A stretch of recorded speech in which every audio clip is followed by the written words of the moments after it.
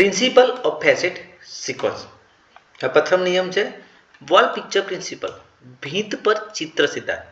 તેનો અર્થ થાય છે કે જ્યારે આપણે ચિત્ર કે દ્રશ્ય જોઈએ છે ત્યારે મુખ્ય પાત્ર પર પ્રથમ નજર પડે છે, ત્યારબાદ પાર્શ્વભૂમિ એટલે કે બેકગ્રાઉન્ડ દેખાય છે. એ જ રીતે વિષયના ગોઠવણમાં પર્સનાલિટી ફેસેટ હંમેશા પ્રથમ આવવો જોઈએ અને પછી મેટર, એનર્જી, સ્પેસ, ટાઈમ આવવા જોઈએ. ઉદાહરણ તરીકે કોટન કલ્ટિવેશન ઇન ગુજરાત 2010, જેમાં પી એટલે કે પર્સનાલિટી કોટન છે, એમ એટલે કે મટીરિયલ, સોઇલ, વોટર, ફર્ટિલાઇઝર છે, ઈ energy, cultivation process, space Gujarat, time 2010. આમાં જોઈએ તો કોલ નંબર નોટેશન બનાવતી વખતે પ્રથમ કોટન લખાશે, પછી અન્ય ફેસેટનો સમાવેશ થશે. લાઇબ્રેરી સાયન્સમાં પ્રયોગ જોઈએ તો કોલમ ક્લાસિફિકેશનમાં હંમેશા personality facet, matter facet, energy facet, space facet અને ટાઈમ ફેસેટ ક્રમ અપનાવવામાં આવે છે. હોલ ઓર્ગન પ્રિન્સિપલ એટલે કે સમગ્ર અવયવ સિદ્ધાંત, જેનો અર્થ છે કોઈ સંપૂર્ણ એકમ હંમેશા તેના ભાગો પહેલા આવવો જોઈએ, એટલે કે હોલ ફર્સ્ટ, પાર્ટ્સ લેટર. ઉદાહરણ તરીકે હ્યુમન બોડી પ્રથમ આવે, પછી હર્ટ આવે, પછી વોલ્સ ઓફ હર્ટ. હોલ જોઈએ તો હ્યુમન બોડી છે, ઓર્ગન એ હર્ટ છે, પાર્ટ વોલ્સ છે. અહીં ગોઠવણ હોલ ઓર્ગન પાર્ટ પ્રમાણે થવી જોઈએ.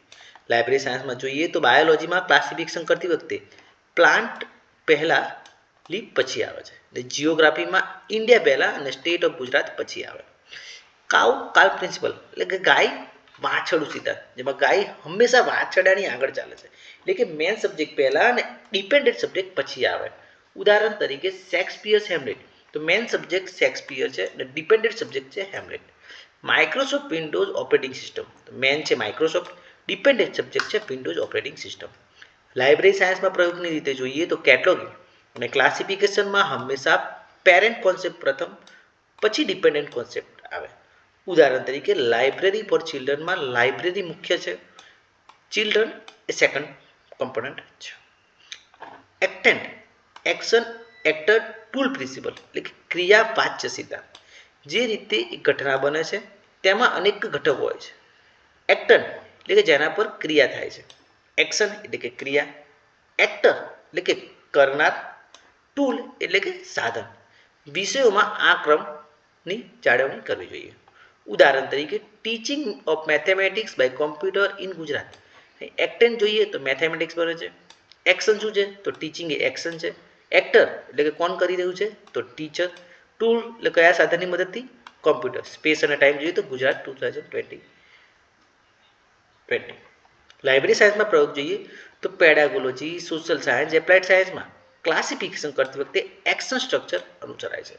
નિષ્કર્ષ તો રંગનાથનના ફેસેટ સિક્વન્સ પ્રિન્સિપલમાં લાઇબ્રેરી સાયન્સમાં અત્યંત મહત્વપૂર્ણ છે, જે વોલ પિક્ચર એમાં મુખ્ય વિષય પહેલાં મૂકવું, હોલ ઓર્ગન એટલે કે સમગ્ર પહેલાં, અંગો પછી, કાઉકાલ્પ એટલે કે મુખ્ય સબ્જેક્ટ પહેલાં, આધારિત સબ્જેક્ટ પછી ગોઠવવું, એક્ટન્ડ એક્શન એક્ટર ટૂલ એટલે કે પ્રથમ ઓબ્જેક્ટ, એક્શન, એજન્ટ, ઇન્સ્ટ્રુમેન્ટના ક્રમ મુજબ.